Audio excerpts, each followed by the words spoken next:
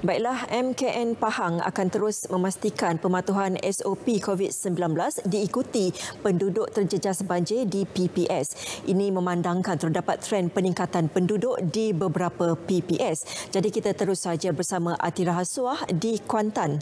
Silakan Atira.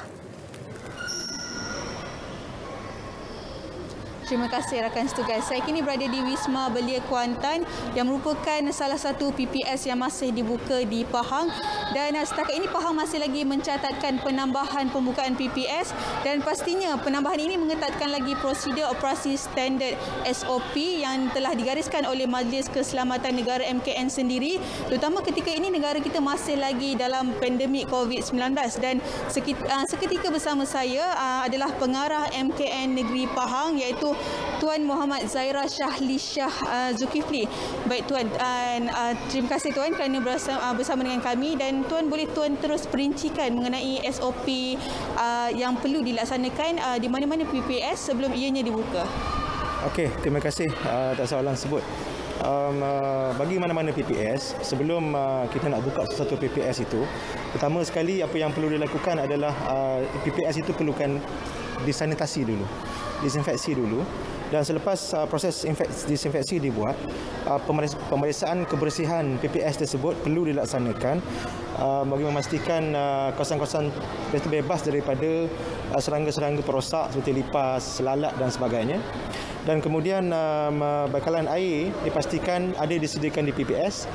Dan selain daripada itu, sekiranya PPS ini terdiri daripada bilik darjah ataupun dewan, kita ada peraturan-peraturan tertentu yang ditetapkan. Kalau bilik darjah ini mengikut keluasan bilik darjah tersebut, kalau kelas itu luas, maka satu kelas boleh menempatkan sehingga 3 keluarga dengan penjarakan 1 hingga 3 meter di antara kubikel.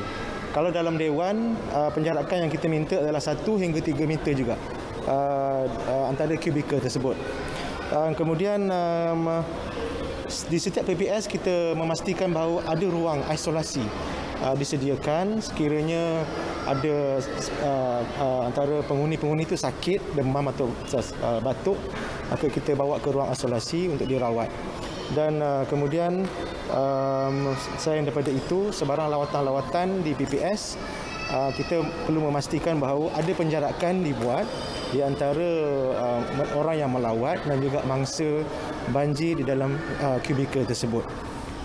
Itu yang kita tetapkanlah sebelum setiap PPS itu dibuka, dan sedikit semasa PPS itu ada macam yang ada di sekarang ni lah. Okey Tuan, mungkin dengan peningkatan jumlah penduduk terjejas banjir dan juga kes harian COVID-19, jadi apa yang MKN Negeri Pahang buat untuk memastikan keadaan semuanya berada dalam keadaan selamat dan juga terkawal?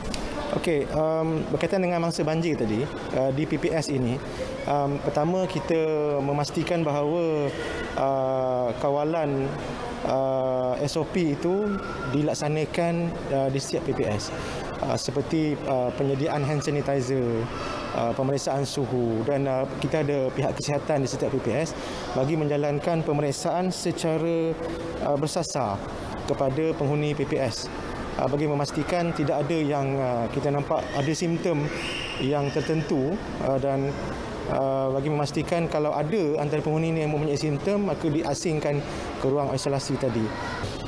Okey, baik Tuan, terima kasih atas perkongsian.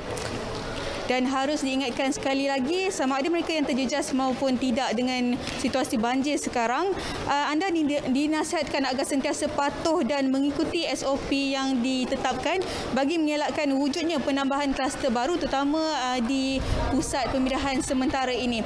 Jadi saya kira itu sahaja dari Kuantan. Kembali kepada rakan setugas.